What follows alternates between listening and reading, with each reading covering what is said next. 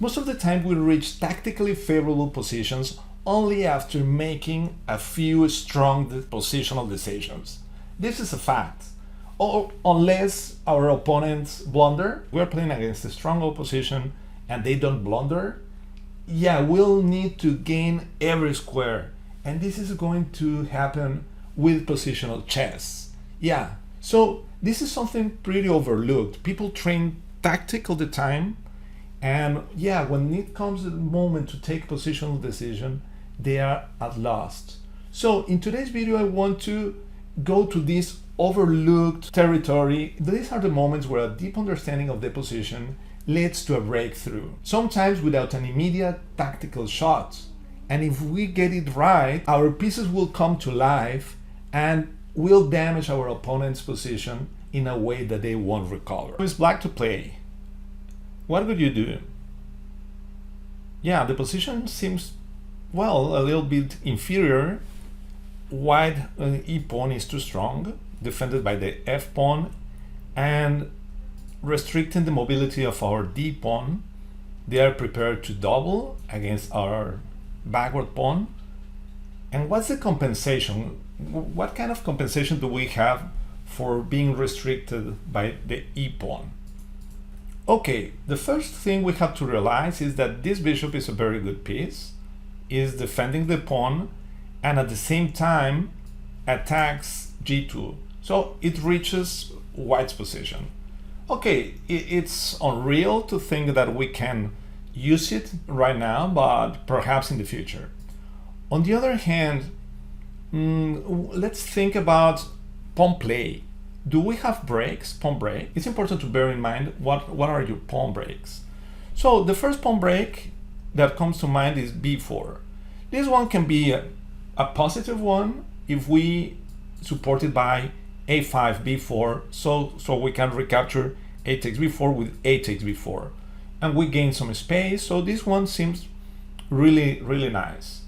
d6, on the other hand, is not such a nice one, perhaps not a bad one, but after d takes e5, the bishop comes to life. At least by now, we are not interested.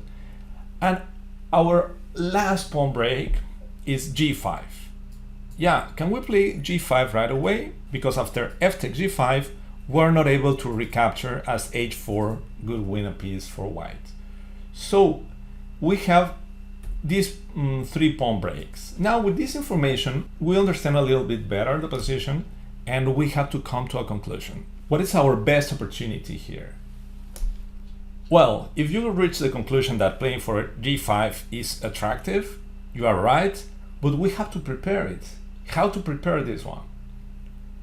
In the game, Tarun played king h8. I'm talking about Tarun Kanyamaral, the Irish champion. He played king h8 with the intention of playing g5, also enabling rook g8 to put pressure on g2. And finally, we can see a way to put pressure on g2 by playing rook g8 and g5. This is really nice. Okay, the game continues with bishop f3. On the other hand, playing rather than king h8, playing something like queen b7 or rook b8, followed by a5 and b4 is a good way to play. But king h8 is more interesting. If white played h4, so to stop g5 right away, yeah, we can continue building the position with something like rook g8, later g6, perhaps h6, rook g7, and then at some moment playing g5. Okay, the game continued with bishop f3, a pretty logical move, so g2 is not under attack. And yeah, they want to trade this bishop because after trading it, our pawn on d7 will become weaker, so this is pretty good. Now, rook g8, a slight inaccuracy. Yeah, g5 was a move. I'll show you why in a minute. Yeah, g5 was pretty strong.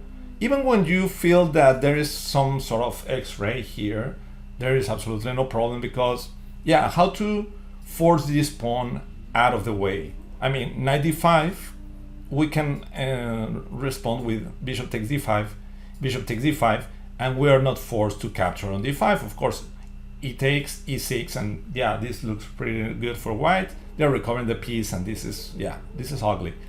But yeah, instead of capturing, we can play something like rook g8, and we keep going, or even g takes f4, followed by bishop g5 or rook g8. And yeah, this looks great. Yeah, we're doing great here. So rook g8, and the game continued with rook fd1. Yeah, a nice opportunity for white was bishop takes c6, queen takes c6, and queen f3. Yeah, this is a way to reach an ending. And in the ending, after queen takes f3, rook takes f3, g5, then g3. And yeah, we have absolutely nothing. And even worse, they can play knight d5. Yeah, this time the knight is attacking, and if we capture again e6. So bishop takes c6 was a really nice way to play, followed by queen f3 with a roughly equal ending again. So that was the problem of not playing g5 right away. So after rook g8, rook fd1, g5 now, and now the thing is that the queen on g3 avoids g3. Yeah, and even if they have played queen f2, sorry, instead of rook fd1, queen f2, with the intention of meeting g5 with g3, it is not the same as in the previous position. In the previous position, we already traded queens. But here we can play for an attack. We can play for g4, I mean, with the intention of capturing and playing knight g4. And there are some, yeah, good attacking chances for black. Okay, let's see the game. Rook fd1, g5. Now bishop takes e6, queen takes e6. And white's position is becoming critical. Yeah, we're capturing, and the idea is not only to open the g file, but to weaken this pawn. Yeah, sometimes we can capture on f4 and later try to trade this bishop with something like bishop c5, and the e pawn will be weak. Yeah, okay, we have to be careful. Our pawn can also fall, but as we are going to have mating threats, yeah, the position for white is really difficult. Here, white played bishop e3, g takes f4, queen takes f4, and bishop g5. Now also, rook g4 was pretty strong, as e5 is going to drop. Yeah, but not so easy, because queen f2 with the intention of playing knight takes e5, bishop d4 is still complicated. I guess this is almost winning, but the game ended in a very nice way. Bishop g5, queen d4, bishop takes e3, queen takes e3. Now the pawn on e5 is pretty weak, now that the pawn on f4 is no longer on the board. So rook g7. Yeah, this one is untouchable, of course, because of queen takes g2, checkmate.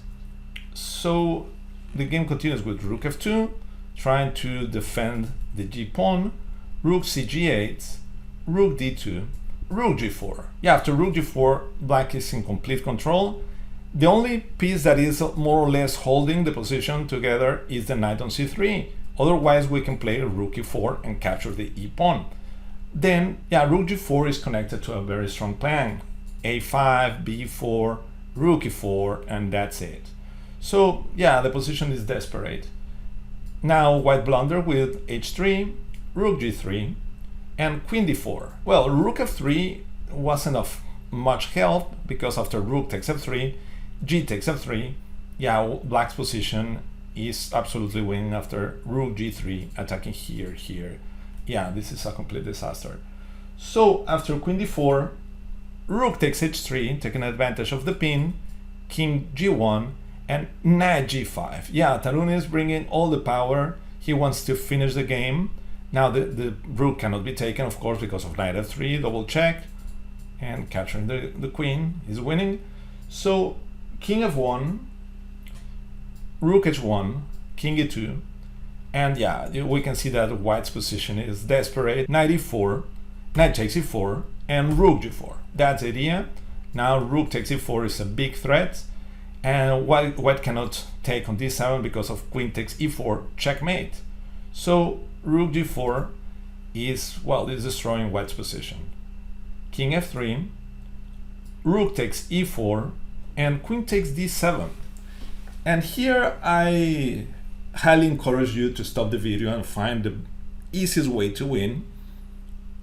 Yeah, there are a couple of ways, and black can announce mate in 3. Game ended in a very nice way.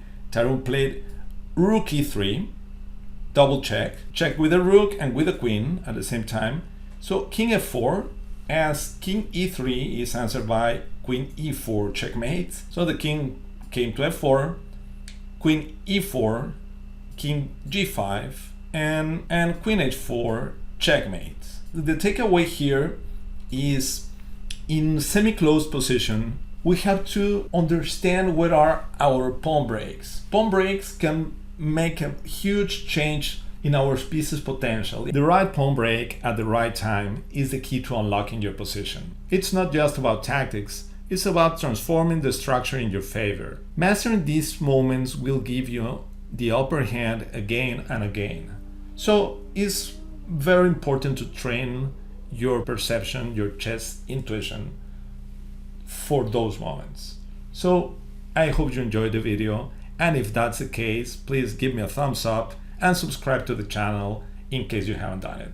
Thank you very much for your attention, and see you next time. Goodbye.